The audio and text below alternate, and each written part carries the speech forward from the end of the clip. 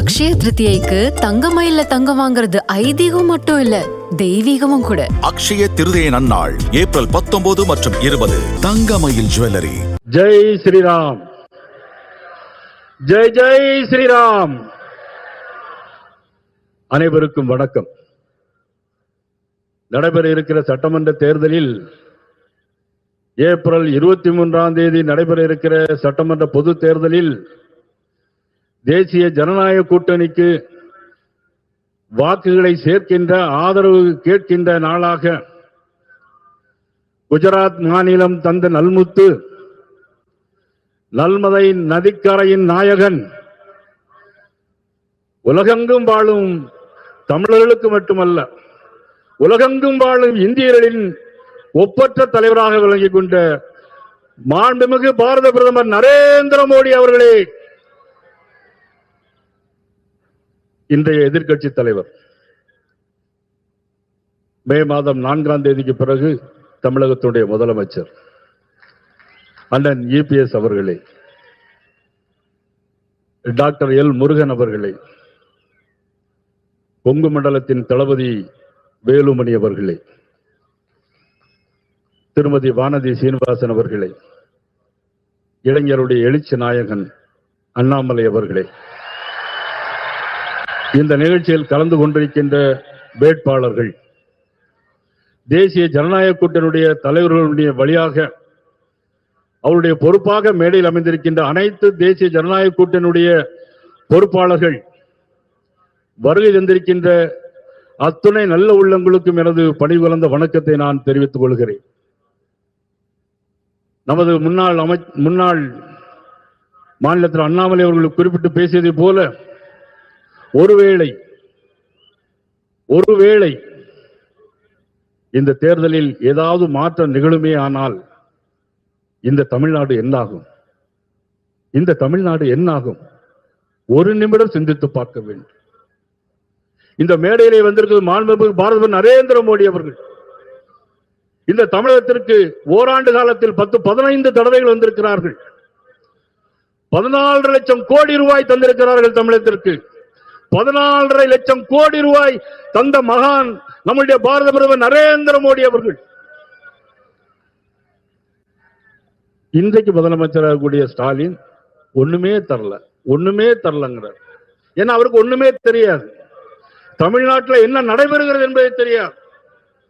குக்கிராமங்களில் கஞ்சா விற்பனையாகிறது, கள்ளச்சாராயம் விற்பனையாகிறது.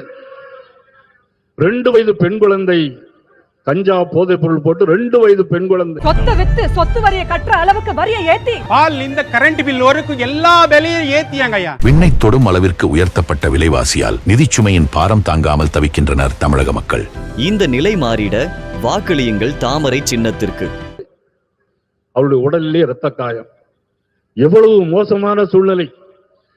2 வயது குழந்தை முதல் 70 வயது பெண்கள் வரையிலும் சட்டம் ஒழுங்கு சரியில்லை. சட்டம் ஒழுங்கை பாதுகாக்க தவறியது தமிழ்நாடு முதலமைச்சர் ஸ்டாலின் அவர்கள். மறுக்க முடியுமா? ஆனால் இன்றைக்கு நமது பாரத பிரதமர் அவர்கள் புதுச்சேரிக்கு வந்துவிட்டு சென்னையிலே ஒரு நாள் தங்கியிருந்தார்கள்.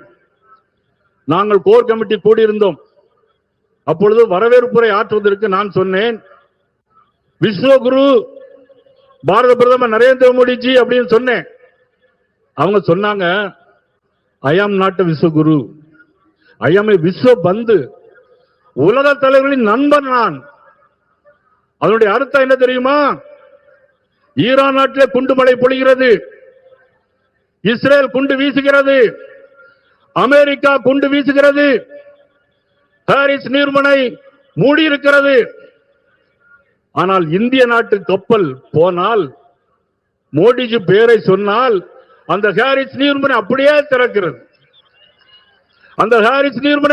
திறக்கிறது. குண்டு மழை பொழிந்து கொண்டிருக்கிறது. வானத்தில் ஒரு விமானம் பறந்து கொண்டிருக்கிறது. ரேடார்ல பாக்குறாங்க, எந்த விமானம் அப்படின்னு பார்த்தா அது ஏர் இந்தியா. எல்லா நாட்டிலும் போர், ஏர் இந்தியா விமானம் வானத்திலே பறந்து கொண்டிருக்கிறது. அப்பேற்பட்ட மாபெரும் தலைவர் நரேந்திர மோடிஜி அவர்கள் ஆனால் நம்ம முதலமைச்சர் ஸ்டாலின் என்ன தெரியுமா சொல்றாரு? எனக்கும் அவர்களுக்கு தான் போட்டி, எனக்கும் அவர்களுக்கு தான் போட்டி. யார் யாரோடு ஒப்பிட முடியும்? உலக தலைவர்கள் எல்லாம் மண்டிட்டு இருக்கக்கூடிய நேரத்தில் ஒரு தமிழ்நாடு மாநிலத்தினுடைய ஒரு முதலமைச்சர் எனக்கும் அவருக்கு தான் போட்டி. வெக்கமாக இல்லையா? சட்டம் ஒழுங்கு சரியில்லை, கஞ்சா விற்பனை எல்லா இடங்களும் நடைபெறுகிறது. ஆனால் நீங்கள் எனக்கு அவர்கள் தான் போட்டி.